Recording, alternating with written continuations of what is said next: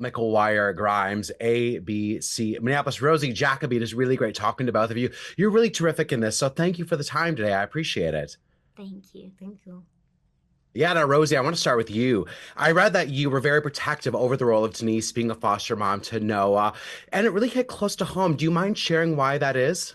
Sure. I was a ward of the state in New York, and meaning that I was in the child welfare system. I also was in the foster care system as well. Most people don't know that they're separate. But thankfully, my aunt and my father got me out. But it was turbulent times, and so it resonated to me, Denise and Noah. One, because I was that kid, that troubled kid that everyone thought I was a weirdo, but there was an intelligence going on, an emotional intelligence as well. But the trauma was trapping me from expressing it articulately. And then also for Denise's character, there was terrible people in my childhood, but there was also wonderful people in my childhood that really did not pity me and saw me as a person and just wanted to love me and offer stability. And I wanted to pay homage to those people in this role. Yeah, I think that's really great that you get to do that. So thank you for that. Jacobi, describe Billy Crystal as a scene partner and collaborator. What do you take away from working with a legend like that, and with Rosie, of course? I don't know. Don't really want to work with Billy again. I'm kidding. I'm kidding. I'm kidding. Of course I do. Of course. He's such a lovely guy. I just had such a great time working with him and Rosie. They are incredibly talented people, and I loved getting to work with them. It was such a pleasure.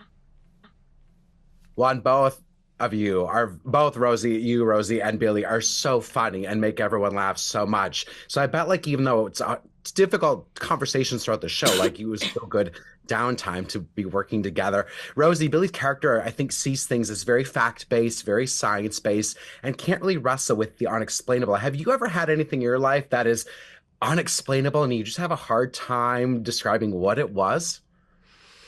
All the time. Oh my God, I love it.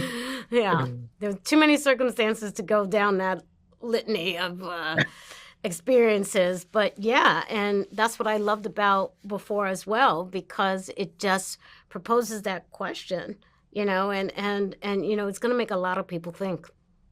Yeah. I think that there are things in our life that you just can't explain, or maybe coincidences, or I don't know if ghosts are the right word, or premonitions, or you see visions of people like that. I get that. Jacobi, the show deals with a lot of psychological trauma and how we see your character portrayed and other of the children actors in the show. Did the series utilize any sort of specialist or consultant on set to help you guys out?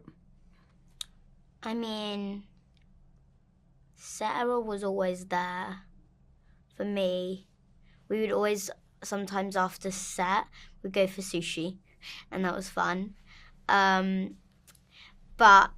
there wasn't there wasn't a specialist, but everyone was there to help us. And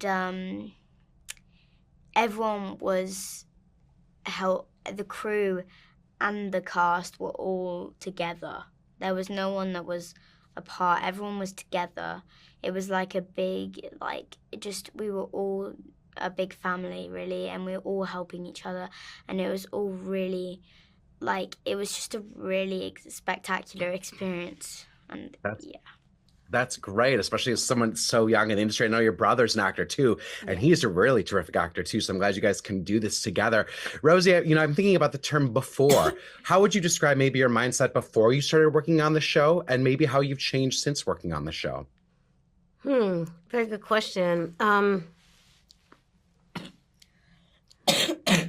think that if there was a change, it was probably between my husband and I, and the bond that I have with my sister Carmen. They've always been supported with me, but, my husband was just always concerned about my mental health during this process. And my sister was just pushing me through, saying, you are strong enough, you did the work, you can go and do this. And it just made me remember how she and I were when we were kids. We hated each other.